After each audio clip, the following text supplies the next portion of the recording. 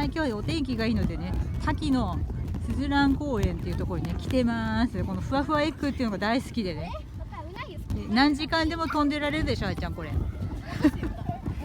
来るたびね、もう聞こえてないんですけど、来るたびもう何時間もずっと飛んでるんですよこれ。今日はね人が少ない。しかも風が吹いてて涼しい。よかったね。もうどんどん跳ねちゃって風気持ちいいね。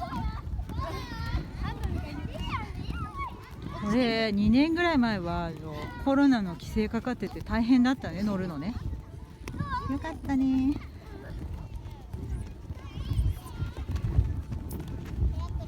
寝てる寝てる。寝てる。